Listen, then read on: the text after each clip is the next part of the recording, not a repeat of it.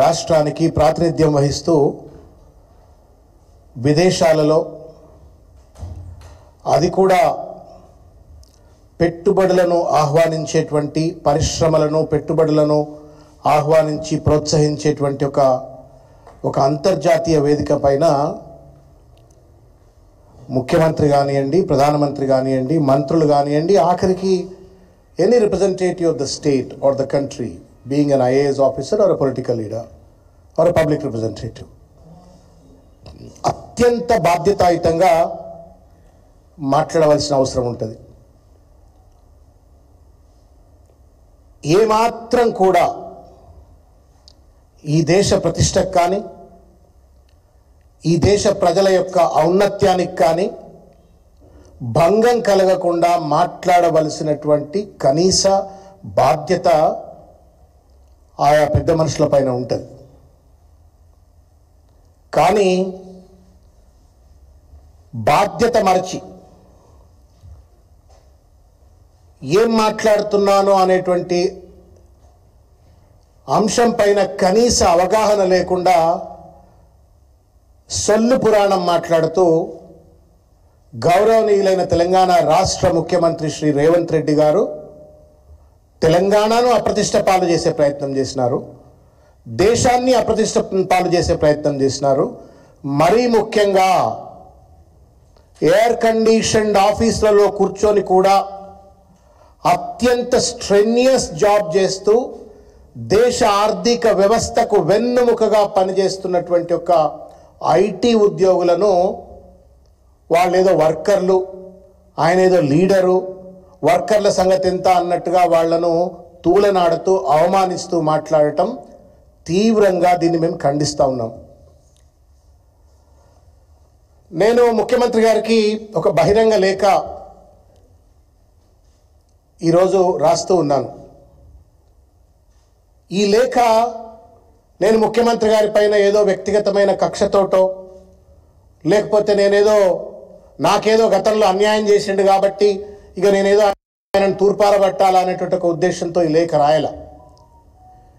రాత్రి ఆయన దావోస్లో మాట్లాడిన మాటలు చూసిన తర్వాత I'm now responding not only as a BRS leader but also as a former member of faculty institute of public enterprise Osmania యూనివర్సిటీలో నేను ఒక అధ్యాపకుడిగా పనిచేసిన వాడిగా, మరీ ముఖ్యంగా ఐటీ ఇండస్ట్రీలో ఒక దశాబ్ద కాలం పాటు నేను వివిధ కీలకమైనటువంటి ఒక హోదాలలో human resource development, human resource training, human resource management ఫంక్షన్స్లో నేను జనరల్ మేనేజర్గా, డైరెక్టర్గా, అది హిటాచి కన్సల్టింగ్ కావచ్చు, సత్యం కంప్యూటర్స్ కావచ్చు, సిఎస్ సాఫ్ట్వేర్ టెక్నాలజీస్ ఇటువంటి కంపెనీలో పనిచేసిన వాడిగా, ఆ పనిచేస్తున్నటువంటి ఒక సందర్భంలో ఐటీ ఉద్యోగులు పడుతున్నటువంటి ఒక శ్రమ చాలామంది అనుకుంటారు. రేవంత్ రెడ్డి కూడా అట్లే అనుకొని సొల్లు మాట్లాడి ఉంటాడని నేను అనుకుంటున్నా. ఏసీ ఆఫీసులల్లో ఐటీ ఉద్యోగులు పనిచేస్తున్నారు, లక్షల కొద్ది జీతాలు తీసుకుంటున్నారు కదా, వాళ్ళకేం తక్కువ అని చెప్పని ఏమైనా ఒక తులనా భావంతో మాట్లాడిండా. కానీ ఏసీ ఆఫీసుల్లో కూర్చొని సైతం చెమటలు గక్కేటువంటి ఒక ఒత్తిడిని ఎదుర్కొంటూ, నానా రకాలైన ఇబ్బందులను ఎదుర్కొంటూ, డెడ్ లైన్స్ కావచ్చు, కస్టమర్ టార్గెట్స్ కావచ్చు, వివిధ కాలమానాల్లో పనిచేయటం కావచ్చు, బికాస్ కస్టమర్స్ అంతా వేరే దేశాల్లో ఉంటారు, ఒక స్ట్రెన్యూయస్ జాబ్ చేస్తూ ఇవాళ భారతదేశానికి దాదాపు 10-12% జీడిపికి ఐటీ ఇండస్ట్రీ ఎంప్లాయీస్ కాంట్రిబ్యూట్ చేస్తూ ఉన్నారు. అటువంటి ఒక మహత్తరమైనటువంటి ఒక ఇండస్ట్రీలో పనిచేస్తూ ఇవాళ దేశ ఆర్థిక వ్యవస్థకు వెన్నెముకగా ఉంటూ దేశ ఔన్నత్యానికి పాటుపడుతున్నటువంటి ఒక వాళ్ళు ఏదో వర్కర్లు అని చెప్పని ఒక ముఖ్యమంత్రి హోదాలో ఉండి మాట్లాడటం న్యాయం కాదు రేవంత్ రెడ్డి గారు అని చెప్పడం కోసం తర్వాత కొన్ని కీలకమైన అంశాలు అన్ని కూడా ఈ లేఖలో నేను ప్రస్తావించడమైంది. తెలుగులో సామెత ఉన్నది, దయచేసి నేను తెలంగాణ నా సోదరులకు సోదరీమణులకు నేను విజ్ఞప్తి చేస్తున్నా, నేను కొంత పరుషంగా మాట్లాడితే అది వ్యక్తిగత కక్ష కాదు, రేవంత్ రెడ్డికి అర్థం కావాలని చెప్పని నేను ఈరోజు ఒక మాట ఉంటుంది కదా, మనిషికో దెబ్బ గొడ్డుకో, మనిషికో మాట గొడ్డుకో దెబ్బ అని చెప్పని. ఇవాళ రేవంత్ రెడ్డి గారికి ఎన్నిసార్లు చెప్పినా ఆయన అర్థం చేసుకోవట్లేడు కాబట్టి నేను ఈ పరుషమైన పదజాలంతో నేను చెప్పాల్సి వస్తూ ఉంది.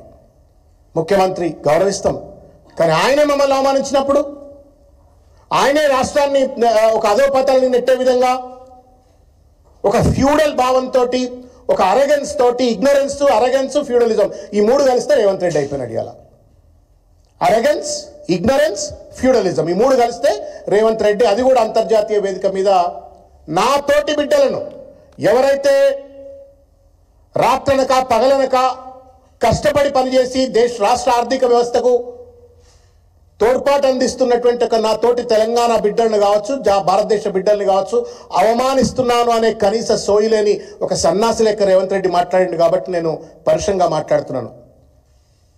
హిందీ మే కహావతే, తెలుగులో కూడా చెప్తాది, గదేకు క్యా మాలూమ్ జాఫ్రాన్ కా కదర్ అని చెప్పాలి, గాడిదకేం తెలుసు గంధ పిలువ అని చెప్పాలి. నువ్వు పెయింటర్లు వేసుకోవచ్చు, ప్లాట్లు అమ్ముకోవచ్చు, కింద మీద పడ్డావో ఏం చేసినావో ఆగమాగం చేసిన ముఖ్యమంత్రి కావచ్చు, లీడర్ కావచ్చు, వాళ్ళు చెమటోడ్చి దేశానికి కష్టపడుతున్నటువంటి ఒక శ్రామిక వర్గం అది. ఆ వర్గాన్ని పట్టుకొని వాళ్ళ ఇష్టం వచ్చినట్టు మాట్లాడటం న్యాయం కాదు. రేవంత్ రెడ్డి గారు వెంటనే రేవంత్ రెడ్డి గారు దావోస్లో చేసినటువంటి ఒక పరుషమైనటువంటి ఒక వ్యాఖ్యలను వెనక్కి తీసుకోవాలా, బేషరతుగా ఐటీ ఎంప్లాయీస్కు క్షమార్పణ చెప్పాలా అని చెప్పని నేను డిమాండ్ చేస్తూ ఉన్నాను. నేను అందుకే చెప్పాను, నాట్